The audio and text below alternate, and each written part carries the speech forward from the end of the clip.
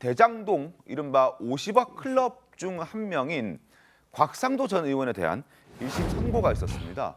다소 좀 놀랄 만한 선고가 나왔습니다. 바로 화면 보면서 결과부터 말씀을 드리겠습니다. 곽상도 1심 뇌물 무죄, 정치자금법 위반만 유죄가 나왔습니다. 논란이 많습니다. 일단 아들 퇴직금 명목으로 아들 광모 씨에게 50억 원이 지급된다는 것, 화천대유로부터 50억 원을 받은 것에 대해서 곽상도 무죄, 김만배도 무죄가 나왔습니다. 2016년 총선 앞두고 남욱 변호사에게 5천만 원 받은 것도 이건 유죄가 나왔는데 정치자금법 위반, 이 부분은 잠시 차치해 놓도록 하겠습니다. 뇌물 혐의, 곽상도 무죄, 김만배 무죄, 이 부분에 집중을 좀 해볼 텐데 논란이 적지 않습니다. 왜 이런 결과가 나왔는지 지금부터 따져볼 텐데 곽상도 전 의원의 재판 전후 모습부터 영상으로 만나보겠습니다. 김만배 씨가 과거에 그런 얘기를 남욱 변호사한테 한 적이 있다. 그거 외에는 아무 자료가 지금 없습니다. 그 50억 클럽이라고 하는 게 실체가 있냐? 제가 가서 뭔가 로비를 행사했을 가능성이 크다. 이렇게 검찰이 얘기를 하네요. 그런데 가능성으로 사람을 구속해도 되나요? 무죄가 날 거라는 생각을 했고 정치자금법도 저는 무죄가 날 거라고 생각했는데 그건 조금 유감스럽습니다.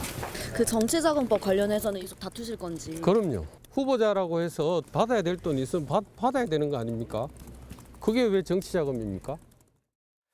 네, 정치자금법과 관련해서도 그 유죄 나온 부분에 있어서도 다툴 부분은 다투겠다 이렇게 얘기를 하고 있는 곽상도 전 의원의 모습까지 보셨는데 그건 그렇다 손 치더라도 뇌물 50억 원 이거 어떻게 무죄 나왔습니까? 법적 근거가 뭐였습니까? 김지진 변호사님. 그 일반적으로 보기에도 굉장히 좀 납득하기 어려운 네. 판결이긴 해요. 근데 이제 판결 내용을 보면 이제 판단 근거가 이제 두 가지 정도로 생각해 볼 수가 있습니다. 일단 이제 그 곽상도 의원의 아들이 이미 성인이고 본인이 이제 어떤 경제 행위를 하고 있는 상황에서 이제 곽상도 의원의 아들이 받은 돈 자체가 곽상도 의원이 받은 돈으로 볼 수 없다. 그러니까 제3자 뇌물죄를 적용한 게 아니고 지금 뇌물죄를 적용한 거니까 곽상도 의원이 직접 받았다는 게 이게 죄목이거든요. 근데 아들이 성인이고 이제 경제활동 하는데 직접 받은 걸로 볼 수 없다. 이게 이제 첫 번째고요. 그리고 두 번째는 대가성 관련된 부분입니다. 이게 이제 곽상도 의원의 이 50억이라는 게 일종의 이제 이 대장동 일당들한테 하나의 보험이거든요. 네. 이 구체적인 내용 보면 이 컨소시엄 전체 금융 컨소시엄에서 이제 하나은행이 탈퇴하는 걸 막으려고 했다. 일종의 문제가 생겼을 때 이거를 해결해주는 보험이기 때문에 실제로 어떤 대가 관계가 명확하게 구체적으로 나타나지가 않은 거죠. 실현이 되지 않은 거죠. 법원 입장에서 네. 볼 때는 이게 실제로 하나 컨소시엄이 탈퇴하지도 않았고 그렇기 때문에 대가성을 좀 더 명확하게 입증을 하지 못했다. 법원이 이렇게 본 거고 어떻게 보면 검찰이 약간 이 부분에 있어서 조금 부실하게 수사를 한 부분이 있다. 이렇게 볼 수도 있고요. 한편으로는 또 역설적으로 말씀드렸지만 이제 곽상도 의원의 이 50억 대한 것도 일종의 보험이잖아요. 그러면 우리가 보험을 언제 씁니까? 뭔가 사고가 발생했을 때 보험을 쓰잖아요. 그러면 역설적으로 생각해보면 오히려 대장동 사업이 너무 잘 진행이 됐다는 거죠. 이 대장동 일당들하고 이제 이재명 시장이 합을 잘 맞춰가지고 착착착 자기들이 원하는 대로 사업이 잘 진행됐는데 굳이 이 보험을 쓸 이유가 없잖아요. 그러니까 그거 자체가 실현이 안 된 거고 한간에는 이 판단을 기준으로 해서 이재명 대표에 대한 어떤 사건이나 기타 형사 사건들이 좀 어렵지 않나 얘기를 하지만 저는 그렇게 보지 않고 오히려 그 사건들이 너무나 명명백백하게 잘 진행이 됐기 때문에 더 이상 곽상도 의원이 쉽게 얘기해서 좀 쓸모가 없어졌다는 거죠. 예. 그렇게 판단을 해야지 이거 가지고 이 기타 이재명 대표에 대한 어떤 사건에 영향을 줄 거다 이렇게 보긴 좀 어렵다고 생각합니다. 알겠습니다. 한명수 대변인께서 하실 말씀이 있으실 것 같아서 발언권 좀 드려보겠습니다. 이번 재판 결과를 보면서 법리적으로는 저렇게 재판 결과가 나올 수 있는지도 모르겠습니다. 솔직히 저는 도저히 제 상식으로는 요즘은 너무 상식적이지 않은 일들이 너무 많이 벌어지고 있는 것 같아요. 여러 군데에서 여당 내도 그렇고 대통령실도 그렇고 하지만 이 법정에서마저도 저는 대장동 주범들인 유동규나 남욱 씨가 풀려나가지고 온갖 언론들과 막 매체와 인터뷰하고 다니는 것도 제 상식으로는 이해가 안 되는데 아니 그러면 어제 바로 온라인상에 도는 뭐라고 할까요? 그림 하나가 있더라고요. 어떤 그림이었어요? 아마 그게 그 곽상도 전 의원의 아들, 당신은 의원이었으니까 의원의 아들인 곽병채 씨 그 퇴직금 50억이라고 하니까 그 시기니까 2010 21년 10월쯤이나 되겠죠. 그쯤 됐을 것 같은데 그 표의 이름이 그거예요. 그 올해 우리나라 퇴직자들, 기업인들, 전문 경영인, 오너들 말고요. 상위 20걸, 22죠, 22. 네. 그 표를 냈는데 곽병채 씨가 당당히 4위를 한 표더라고요. 연봉은 6,500인데 네. 50억. 나머지 분들은 뭐 제 이름은 얘기 안 하겠습니다만 네. 삼성전자, 현대차, 기아차, SK텔레콤 거기에 한 30년, 40년 가까이 헌신하신 분들. 그분들이 받은 퇴직금입니다. 네. 근데 당당히 4위를 했어요. 그러면 정말 곽병채 씨가 그 김만배 씨나 이쪽에서는 몸도 아프고 해서 위로금이라고 하는데 아니 산재를 증명할 자료도 없고 설사 산재라고 한다고 하는데 그분이 또 조기 축구를 했어요. 네. 몸이 아프다는 분이 그 젊고 건장한 분을 보고 50억을 줬겠습니까? 그 아들이 아닌 아버지를 보고 줬다는 게 상당히 합리적 의심이고 그 저는 생각할 때 뭐 법원이 저렇게 판단할 때는 검찰 수사가 제가 뭐 법조인은 아닙니다만 좀 부실하지 않았나. 정말로 물적 증거로 입증을 못한 거 아닌가. 왜 검찰은 그런 수사를 했을까? 정말 이재명 대표를 향해서는 275번의 압수수색 기네스북에 오를 것 같습니다. 제가 볼 때. 근데 그렇게 압수수색 하면서 왜 이 수사는 그렇게 못했고 저는 좀 의심합니다. 안 한 것 같아요. 50억 클럽에 대해서. 그래서 이런 결과까지 나왔는데 정말 우리 사설도 나오고 했습니다만 보수를 진보를 떠나서 우리 국민들이 누가 납득하겠습니까? 네, 네. 이종 예, 저도 첫 번째 전제돼야 될 것은 이 지금 그 곽상도 전 의원에 관련된 어떤 뇌물 혐의, 저는 50억 상식적으로 납득이 가지 않는다는 것, 그리고 수사를 제대로 해야 된다는 것 그 전제로 합니다. 그런데 문제는 검찰을 지금 비난하고 있는 어떤 그 이 여론에 대해서 한번 좀 구체적으로 알아보죠. 이것이 지금 윤석열 검찰총장이 임명한 그런 검사였습니까? 아니면 지금 현재의 윤석열 대통령이 임명한 그런 그 이 박범계 그러니까 그 이 검찰 이 내부의 그런 검찰입니까? 이 지금 곽상도 사건은 2022년 2월달에 기소가 됩니다. 네. 누가 담당을 했느냐? 서울중앙지검의 김태훈 부장검사가 담당을 했습니다. 김태훈 부장검사 잘 아시다시피 당시 누구죠? 검찰총장 그 지금 윤석열 검찰총장을 그때 당시 징계하는데 앞장섰던 그런 이 검사였고요. 당시에 누가 임명을 했느냐? 이정수 중앙지검장, 즉 박범계 장관의 후배였다는 이정수 중앙지검장이 임명을 해서 수사를 맡았습니다. 이 말씀은 왜 드리냐면은 지금 비교를 할 수가 없다. 지금 검찰이 예를 들어서 이재명 당대표를 수사를 하는 것과 지금 이 전 문재인 정권의 검찰이 지금 이 수사를 하는 것. 그렇다면 문재인 정권에서는 왜 이걸 제대로 수사하지 못했는가에 대한 비판으로 이어져야 된다는 겁니다. 알겠습니다. 어느 정부 검찰이 수사했고 어느 정부의 검찰총장이 임명했고 뭐 이런 것들이 지금 여기서 따져볼 문제는 아닌 것 같긴 한데 어찌됐든 뭐 그런 의견들도 있다는 걸 이종훈 평론가께서 말씀해 주셨고 그리고 제일 이해가 안 되는 건 어쨌든 납득이 많은 국민들이 하지 못한다 이런 판단 때문인 거 아닌가 싶은데 조선일보도 납득 못하겠다는 그런 사설을 또 실어놨더군요. 소개를 해드리겠습니다. 자, 법리를 따랐다지만 50억 뇌물 아니다. 이 판결을 누가 납득을 하겠느냐. 왜냐하면 곽상도 지금은 의원이 아니지만 당시 의원이었고 여러 가지로 김만배 씨와 과거에 오랜 기간 알아왔던 사람이고 영향력을 직간접적으로 행사할 수 있는 위치에 있었기 때문입니다. 자, 신문 좀 보시죠. 곽 전 의원의 아들이 화천대유에 6년 정도 근무를 했는데 31살이던 2021년 퇴직금과 성과급 명목으로 50억 원, 실제 수령액은 25억이라고 합니다만 이건 누가 봐도 과한 액수다. 이건 법원도 인정을 한 부분입니다. 곽 전 의원은 법조인 시절부터 김만배 씨와 알고 지내던 사이였고 국회의원으로서 김 씨의 사업에 직간접적으로 도움을 줄 수 있는 위치에 있었다. 곽 전 의원의 아들이 아니었거나 국회의원이던 그에게 무언가를 바라지 않았다면 과연 50억 원을 줬겠느냐. 화천대유 근무하던 일반 직원 중에 곽 전 의원의 아들처럼 이렇게 거액을 받은 사람이 있느냐. 없다는 거죠. 그리고 검찰은 지금 항소심에서 혐의 입증을 위해서 증거를 보강해야 하고 법원도 법리를 지나치게 소극적으로 적용한 것은 아닌지 한번 생각을 해봐야 한다. 이런 지적까지 조선일보 사설에 실어놨습니다. 자, 그리고 검찰이 지금 정영학 회계사의 녹취록에 나온 그 김만배 씨의 발언을 주요 증거로 제시를 했는데 법원이 무죄 판결을 내리면서 정영학 회계사의 녹취록 내용도 신빙성이 있다고 보기 어렵다 이렇게 판단을 했습니다.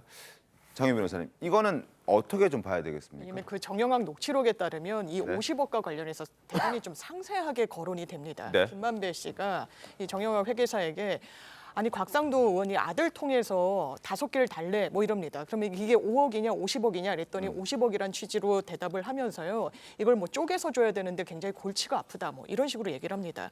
그렇다면 상당히 이 부분이 구체적으로 거론이 되고 실제로 그 실물 금원이 지급까지 된 거잖아요. 네. 그렇지만 이번 재판부는 그 녹취록의 신빙성에 대해서는 제대로 인정을 해주지를 않았습니다.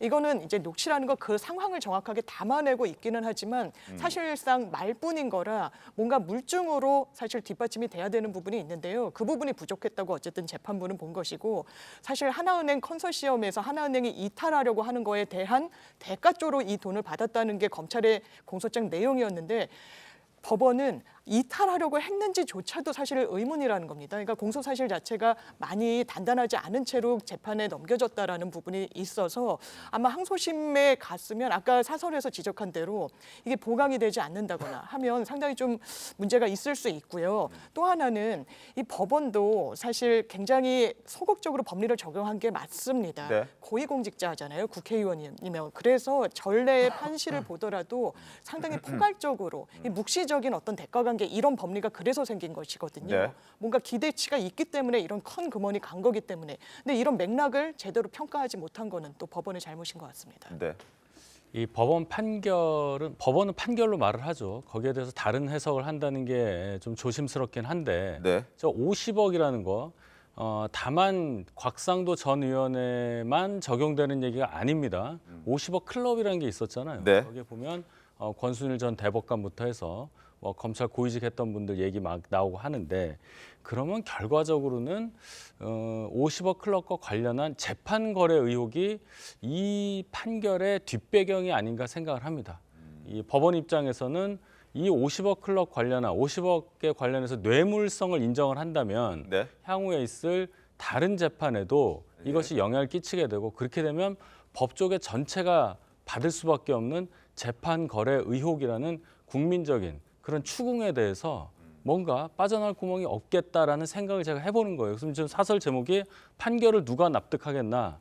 사설에는 그 얘기는 없지만은 네. 그 얘기를 깔고 쓴 사설이 아닌가 저는 이렇게 해석해 봅니다. 사실상 50억 클럽에 대한 수사를 하지 못하게 하기 위한 첫 재판 결과였기도 했기 때문에 그런 것을 염두에 둔 어떤 판결이 아니었냐라는 그러한 의심을 지금 해주셨는데 오늘 중앙일보 보니까 그런 기사도 있긴 하더라고요. 검찰의 입장이긴 한데 50억 클럽에 대한 수사를 안 하겠다는 것, 그런 뭐 판단을 안 하겠다는 것 아니냐 이런 취지의 기사도 실려 있긴 했었습니다.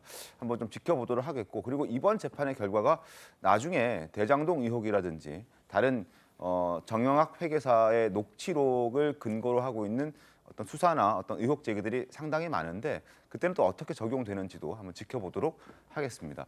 그리고 내일 이재명 대표가 검찰 소환 조사를 받죠. 대장동 의혹 때문에 받는 두 번째 소환 조사인데 대장동 의혹 외에도 이재명 대표는 쌍방울의 대북 송금에 직간접적으로 관여한 의혹도 받고 있습니다. 현재 이 대표는 대북 송금과 관련해서는 검찰의 신작 소설이라고 주장하면서 사실과 다르다고 말하고 있습니다. 그 목소리 먼저 확인해 보겠습니다. 대북 송금 300만 달러 이런 소설 나왔는데 그래요. 아마 검찰의 신작 소설이 나온 것 같은데 종전의 창작 실력으로 봐서 잘 안 팔릴 겁니다. 대표님 방북자금 관련해서 이화영 후지사에게 보고받으신 적 없으십니까?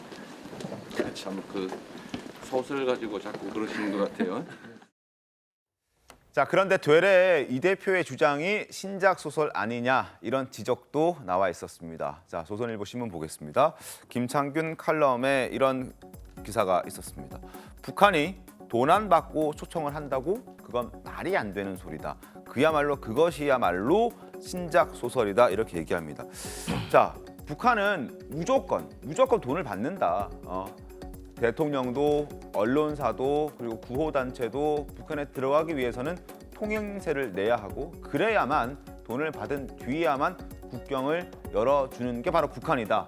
어찌 여권의 2, 3등 약세 후보에게 공짜 방문을 선물해 줬겠냐라고 하면서 두세 가지 근거를 들었습니다. 먼저 지난 2000년 6월 12일부터 14일 1차 남북 정상회담, 사실은 이때 일정이 잡혀 있었다고 합니다. 그런데 회담을 하루 앞둔 11일 청와대 대변인이 이런 발표를 합니다. 북측이 기술적 준비 관계로 일정을 하루 늦춰달라고 요청했다. 그래서 6.14 남북 공동선언이 될 뻔했던 그게 졸지에 6.15 선언이 됐다, 이렇게 얘기를 합니다. 그런데 기술적 결함이 있었던 게 아니라 사실상 내막을 들여다봤더니 결국 돈 때문이었다는 겁니다.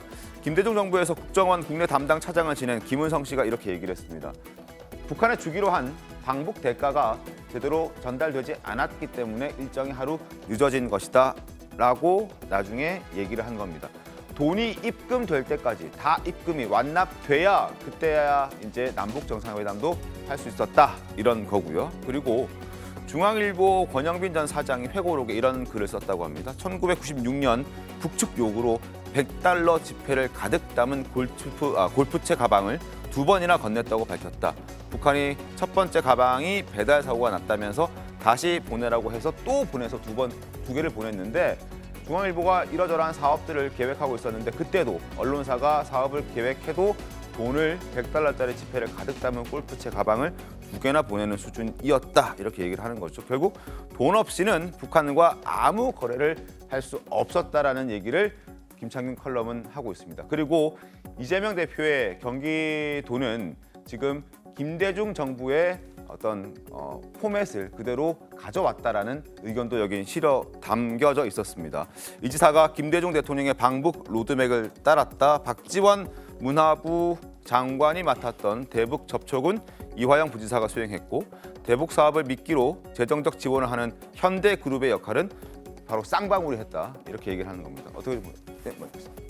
네, 세 가지가 떠오릅니다. 첫 번째는 현대아산 관계자로부터 들은 이야기인데요. 네? 현대아산에서 금강산 개발 사업을 하는데 이런 일이 있었답니다. 쥐가 나타나서 네. 그 금강산 운전 가게에 쥐를 어떻게 해결해달라 했더니 고양이 한 마리에 얼마라고 답이 왔답니다. 그만큼 북한에서의 어떤 행태를 이야기한 거고, 두 번째는 이명박 대통령 때입니다. 이명박 대통령 때도 사실상 싱가포르 등에서 네. 이 만남이 있었거든요. 그것이 이제 나중에 밝혀지긴 했지만, 그때도 제가 듣기에는 북한이 계속 요구하는 것은 그러면 이렇게 만나서 우리가 어떤 협정을 하든지 이런 걸 맺는데 네. 얼마를 다오라는 돈 얘기가 먼저 나왔다는 거예요. 근데 당시 이명박 정부에서도 그 전에 대북 송금과 관련해서 이미 굉장히 큰 어떤 이 문제가 생겼기 때문에 상당히 거리를 둘 수밖에 없었다는 뒷얘기가 있습니다. 네네. 마지막으로 여기 기사에도 있지만은 현대그룹의 당시에 정몽원 회장의 극단적인 선택이 무엇 때문이었나, 말도 많고 말이 굉장히 아직도 많습니다. 대북 송금과 관련된 수많은 그런 이야기들, 비사들이 한꺼번에 다 있었다라는 이야기가 있습니다. 이 모든 이 세 가지 얘기가 뭐냐면, 지금 이 사설이 밝히듯이, 이 기사가 칼럼이 밝히듯이 북한과 관련해서 돈이 연관되지 아니한 어떠한 사업도 있을 수 없었고, 네. 또 방북과 관련해서는 더군다나 이 북한이 요구하는 그 액수가 단위가 달랐다는 거예요. 그런데도 불구하고 지금 소설이라고 이야기하는 그런 답변이 있을 수가 없는 게, 구체적으로 그러면 방북 사업을 어떻게 했고, 또 왜 방북 사업을 추구할 때마다 쌍방울 김성태 전 회장과 안부수 아태혁 회장이 함께 동석을 해서 북한 관계자들을 만났느냐. 이화영 지사가 자신의 어떤 방북 사업과 관련이 없는데도 불구하고 서로 얽혀가면서 사업이 추진된 많은 흔적들이 있는데, 이것을 방북 사업은 방북 사업대로 하고 이들의 어떤 그 대북 송금 난 모른다? 이게 어떻게 가능하겠느냐라는 겁니다. 저 칼럼의 출발은 네. 이른바 김성태 전 쌍방울 회장의 방북 대납 의혹인가요? 이걸 사실로 가정을 하기 때문에 저런 칼럼이 나오는데요. 일단 이재명 도지사가, 경기도지사가 북한하고의 어떤 그러니까 밀가루하고 묘목, 작은 그 식수죠. 그 사업을 하면서 모니터링을 위해서 그 통일부의 승인을 받아 방북을 추진했던 건 맞습니다. 네. 경기도는 역대 모든 도지사들이 그렇게 해왔어요. 그 지금 국민의힘 출신인 김문수 도지사도 했었고, 남경필 지사 때는 대북 예산이 상당히 많았습니다. 그리고 국민의힘 출신인 김진성 강원도지사는 실제 방북까지 했습니다. 네. 박원순 시장 같은 경우도 방북을 추진했었고요. 그렇기 때문에 북한과의 교류 협력 사업을 큰 지자체가 됐든 작은 지자체가 됐든 지자체장들이 추진하는 거는 그걸 탓할 일은 아닙니다. 그리고 이런 기사가 있었습니다. 지난해 10월에 한 유력 매체가 국정원의 내부 문건을 입수해서 보도를 합니다. 그러면서 제가 볼 때는 이번 사건은 쌍방울 김성태의 대북 비리 사건으로 봅니다. 거기서 히토류 등 6개 광물인가 사업권을 따내기 위해서 이분이 국정원 내부 문서예요. 아마 검찰도 금방 확인할 겁니다. 이미 갖고 있을 수도 있어요. 거기 보면 내이 50만 장을 주겠다고 합니다. 한 1,000만 불 된답니다. 지금 대략적으로 뭐 북한이 줬다는 돈이 950만 불 되니까 얼추 맞아요. 제가 그건지는 모르겠습니다만은 제가 뭐 검사가 아니니까 얼추 맞는 것 같은데 그때 통일부가 승인을 안 해줘가지고 내이 50만 장이 들어가지 못합니다. 그런데 그게 2019년 초랍니다. 근데 지금 2019년 1월, 4월, 11월 뭐 이렇게 해가지고 800만, 900만 달러 갔다는 거 아닙니까? 그럼 제가 볼 때는 합리적 추론을 한다면은 쌍방울 김성태 회장의 어떤 이런 본인 사업을 위한 이런 사업을 하다가 거기에 필요한 뇌물 성격의 돈을 주지 않았나 이런 생각을 해야 될 것 같습니다. 왜냐하면 한번 보십시오. 하나만 예를 들어볼게요. 2019년 1월 17일 이분이 그 이화영 지사 아니 부지사 전 부지사를 통해서 이재명 대표하고 통화를 했다는 날은 뭐 이 대표도 말씀했습니다만 그 성남지청에서였나요? 성남지법인가 재판받고 8시에 나온 날입니다. 그날을 부지사가 전화를 바꿔준다 재판 중인 사람을 말이 안 되지 않겠습니까? 그래서 그리고 이렇게 합법적으로 경기도지사가 추진하는 사업, 스마트팜 사업 500만 달러 줬다는 사업은 이미 경기도의 남북교류협력기금으로 8억 달러가 배정돼 있었어요.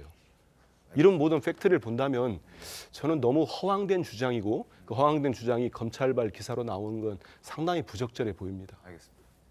말씀하시려면 사실관계를 다 말씀하셔야죠. 아까 재판 중이었기 때문에 전화를 못 받았다. 중국하고 우리는 아니, 시차가 못 받았다는 있어요. 게 아니고 전화 자체가 통화한 적이 시차가 없다. 있어요. 시차가 있기 때문에 전화 통화가 가능했다는 얘기는 신문에 많이 나온 얘기입니다. 그 얘기 다시 꺼내시는 의도는 알겠고 그 다음에 그럼 쌍방울이 자체적으로 대북 싸움 하다가 이렇게 됐다? 그럼 현직 경기도 부지사가 왜 쌍방울 사주하고 같이 북한 사람을 만납니까? 거기서 왜 건배를 하죠? 왜 이화영 부지사가 거기에 연관되냐는 얘기예요. 이화영 부지사가 뭐 선출된 분입니까? 아니잖아요. 이재명 지사가 임명한 사람입니다. 네. 그래서 경기도 사업과 연관이 됐다는 것을 저희가 계속 말씀을 드리는 거고 이 과정에 대해서 이상하다. 그래서 수사를 하는 거 아니겠어요? 여기까지입니다. 그거 간단하게 한 말씀드리면 미안합니다. 왜냐하면 아태 평화교류협회가 네. 경기도의 대북 사업을 뭐 맡아서 했다는 주관한 데가 맞는데 거기에서 민경현이라고 북한 측하고 만나고 네. 그다음에 이화영 전 부지사는 평화부지사로서 주 역할이 북한과의 교류를 할지 이런 역할도 있었다는 말씀 좀 드리겠습니다. 알겠습니다. 자, 검찰 수사가 진행되고 있고 아마 이 건으로 관련해서 또 한 번 이재명 대표가 또 소환 통보를 받을 수도 있을 것 같다는 생각도 듭니다. 한번 지켜보도록 하겠습니다.